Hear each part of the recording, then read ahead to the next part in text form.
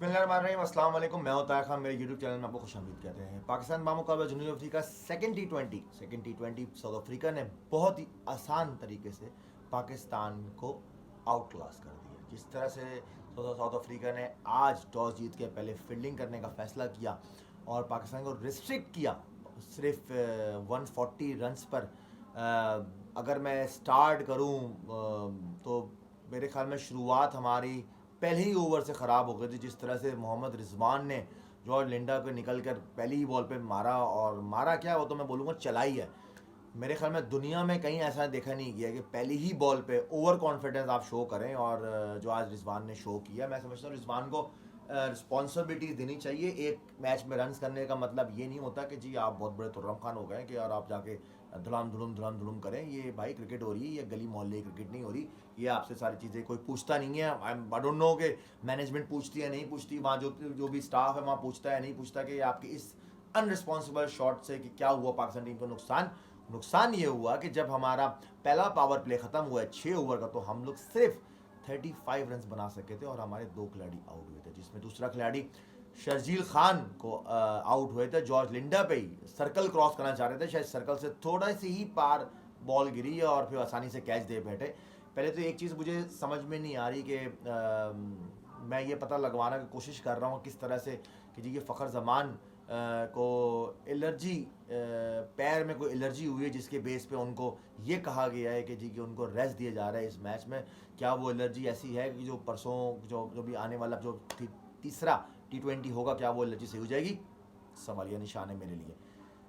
शर्जील खान का इंडक्ट हुआ, अफसोसनाक इंडक्ट। मैं समझता हूँ कि शर्जील खान को साउथ अफ्रीका की टीम के खिलाफ नहीं खिलाना चाहिए था, क्योंकि जब आप किसी को भी कम बैक करते हैं और आप समझते हैं कि जी कि ये आपका मेन प्लेयर हो सकता है, तो आपको वीकेस्ट अपोनेंट टीम कर चाहिए होती है कि जहाँ पर लड़का जाके खेले अच्छी, वो अनएक्सपीरियंस बॉलिंग के सामने जाके वो परफॉर्म करे, और फिर जब टीम उसका कॉन्फिडेंस लेवल थोड़ा सा ऊपर हो जाए इंटरनेशनल के हिसाब से, इंटरनेशनल क्रिकेट के हिसाब से वो अपने आप को रेडी समझे, तो फिर ऑब्वियसली फिर आप बड़ी टीमों के खिलाफ उनको चांस देते हैं। तो मैं समझता हूँ कि फ़खर जमान का आज ना खेलना पाकिस्तान टीम की रॉन्ग सिलेक्शन। हसनैन को टीम में डाला, हारिस रऊफ को बाहर बिठाया, क्योंकि जब आप के मेन स्ट्राइकर जो हारिस रऊफ खेलते ही सिर्फ टी20, उनको खिलाया टी20 जाता है, तो आप एटलीस्ट अभी आपने सीरीज़ जीती नहीं है जो आप एक्सपेरिमेंट कर रहे हैं, भाई आप उनको रखें। आपने जीतना है, आपने सीरीज़ जीतनी है। हाँ, 3 मैच आप जब जीत गए फिर आप एक रन दे सकते हैं कि चलो जी हाँ यार हमने 3 मैच की सीरीज़, जो 4 मैच की सीरीज़ थी वो 3 हमने जीत गए हैं, तो अब एक आखिरी मैच है, चलो अब आप एक्सपेरिमेंट कर सकते हैं, अपने बेंच को खिला सकते हैं, ताकि एटलीस्ट उनको भी कहीं ना कहीं इंटरनेशनल एनवायरनमेंट का पता लगे कि इंटरनेशनल क्रिकेट है क्या। कि जब आपकी बेंच स्ट्रेंथ तगड़ी होगी तो ऑटोमेटिकली आपको फिर टफ टाइम मिलता है आपकी प्लेइंग 11 के अंदर, जो आपकी प्लेइंग 11 खेलती है। मैं समझता हूँ सिर्फ मोहम्मद हफीज़ के अलावा बाबर आजम ने 50 किए, हफीज़ ने 35 समथिंग आउट किए, लेकिन उसके अलावा कोई खातिर खा हमें कहीं रन नज़र नहीं आए। हसन अली नीचे से आ गया, हसन अली ने पहली बॉल पे चौका लगाया, फिर छक्का लगाया, फिर अननेसेसरी दोबारा शॉट खेला और मिड ऑफ पे कैच हो गया। जब आपको पता है कि आप हिट आउट कर सकते हैं, सामने कप्तान वहाँ मौजूद है और फिर भी 1.5 ओवर पड़े हुए हैं, तो भाई सिंगल लेके चले जाओ, फिर अगले ओवर में चांस ले लो। क्या पता शायद आपको आखिरी ओवर में 1-2 बाउंड्रीज मिल जाए, तो हम 140 से एटलीस्ट 152 153 पे जा सकते हैं अगर छक्के लग जाते हैं। लेकिन इन द एंड कोई पुरसाने हाल नहीं है। सोच कब आएगी, कैसे होगा, वो तो ऑब्वियसली हमें वक्त बताएगा। लेकिन जिस तरह से साउथ अफ्रीका ने आज अपने इनिंग्स का आगाज़ किया, ज़बरदस्त। जानेमन मलान ने कोशिश की लेकिन वो आउट हुए, लेकिन जो हसन अली ने बड़ी ज़बरदस्त जो स्लोअर वन अपनी रख के फिर उन्होंने स्लो किया, स्लो बॉल उन्होंने वो किया जिसपे वो मिड विकेट पे कैच हुए थे। हाँ, शाहिद अफरीदी ने बड़ा अच्छा रनिंग कैच पकड़ा था, अच्छा बॉल था, पेस चेंज किया था, कटर नहीं मारा था उन्होंने, उसका फिंगर को स्प्रेड करके वो मारा था जिसके पेस कम होता है। लेकिन फिर वही इन द एंड बाकी उसके अलावा ऐसा नवाज अपना वही नवाज जबकि अच्छी बॉल कर दे, लेकिन नवाज पे माकरम ने जिस तरह से अटैक किया वो अंडरस्टूड था और वो प्लान हुआ था कि बाकायदा माकरम ने अटैक करना है आपके मेन स्पिनर पे जिसने पिछले मैच में आपको आउट करके दिए हैं। तो ये तो एक क्लियर इंडिकेशन थी, तो जैसे ही उनको रन लगे उनको हटा दिया गया।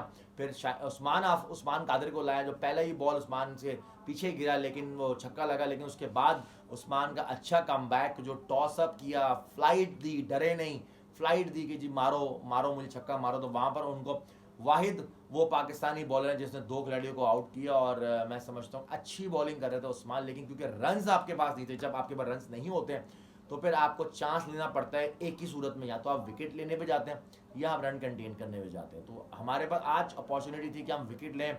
हमने थोड़ा डिफरेंट टाइप ऑफ स्ट्रेटजीज की हैं, मिड ऑन मिड ऑफ ऊपर बुला के, कि हमने शायद प्लान हो शॉट्स खेलें, लेकिन उसके बावजूद जिस तरह से आज साउथ अफ्रीका ने बैटिंग की, credit goes to South African cricket team. Aiden Markram की मैं बात करूं, कप्तान जो क्लॉसन, जिस तरह से आज वो ज़बरदस्त जाके अटैक किया, स्पेशली जो इनसाइड आउट जो शाहीन को जब राउंड द विकेट आके बॉल कर रहे थे, अंदर ला रहे थे बॉल, जो मिड ऑफ के ऊपर से जो उन्होंने छक्का मारा है उसको, मतलब मैं समझता हूँ ज़बरदस्त शॉट था। और एटलीस्ट बाउंड्रीज हमें काफ़ी मिली हैं छक्कों की सूरत में साउथ अफ्रीका की तरफ से, तो ये मैं समझता हूँ वाज़ेह फ़र्क था। और फिर जब जॉर्ज लिंडा जो मैन ऑफ द मैच भी रहे आज के इस मैच T20 के अंदर, और जिस तरह से उन्होंने आके बैटिंग की है, आके मिड ऑन पे भी मारा, कट भी मारा, एक्स्ट्रा कवर भी मारा, तो वो प्लान था कि क्योंकि वो लंबे हैं, उनकी रीच बहुत ज़्यादा है, तो वहाँ पर वो अटैक करते गए आपके बॉलर्स पे। तो यूँ पाकिस्तान क्रिकेट टीम ने अपना सेकेंड T20 मतलब बुरी तरीके से शिकस्त उनको हुई है, लेकिन फील्डिंग बहुत पैथेटिक फील्डिंग थी हमारी बॉडी लैंग्वेज, स्पेशली मैं फिर कह रहा हूँ, हमारी बॉडी लैंग्वेज बहुत ज़ीरो थी। हमारे पास कहीं कोई आवाज़ें नहीं आ रही थी। इवन विकेट कीपर रिजवान जो थे वो भी बहुत डाउन थे, उनकी भी एज सच कोई बॉलर्स के लिए अप्रिसिएशन या प्लानिंग या ऐसी कुछ चीज़ें नज़र नहीं आ रही थी। और जो फील्डर ऑफ द डे जो आज हमारे रहे हैं शर्जील खान, मतलब वो तो कमाल ही कर गए कि मिड ऑफ पे बॉल गया है, आप आगे चले गए, उसके बाद ढूंढ रहे हैं जी बॉल किधर गई है। तो मुझे तो बात, हाँ, तो बिल्कुल ही उलट ही हो गया कि शर्जील खान का अल्लाह ही हाफिज़ है। मतलब मुझे नहीं लगता कि शर्जील अभी तक मैच ग्राउंड फिटनेस अभी तक शर्जील की ऐसा सच हुई है कि शर्जील मतलब शर्जील को T20 इंटरनेशनल T20 के अंदर लाना चाहिए, लेकिन स्टिल नीड टाइम। शर्जील को बहुत काम करना पड़ेगा, क्योंकि T20 में बड़ी आसानी से T20 की टीम में आ गए हैं। और हैरत होती है बाज़ दफ़ा देखते हुए कि बड़ी आसानी से टीम में कमबैक किया जाता है इतनी सब कुछ करने के बाद। खैर, दूसरा T20 का अख्ताम हुआ और पाकिस्तान इस तरह से हारा, लेकिन अब देखना है कि पाकिस्तान क्या फ़खर जमान को वापस कम बैक करता है, रिजवान को नीचे लाते हैं, बाबर ओपन करते हैं, फ़खर के साथ ओपन करते हैं, शर्जील को उठाते हैं, हारिस रऊफ़ को वापस लाते हैं, हसनैन को ड्रॉप करते हैं। जो आज हसनैन ने बॉलिंग की है, बहुत ही ख़राब बॉलिंग की है, वही शॉर्ट आउटसाइड ऑफ स्टम्प या मिडल ऑफ द पार्ट, इधर भी खाया है उन्होंने, इधर भी खाया, दोनों तरफ उन्होंने शॉट्स खाए और बड़े ज़बरदस्त तरीके से शॉट्स खाए। हर ओवर में 3-3 बाउंड्रियाँ उनको पड़ी हैं, दो ओवर खाली उन्होंने किए थे।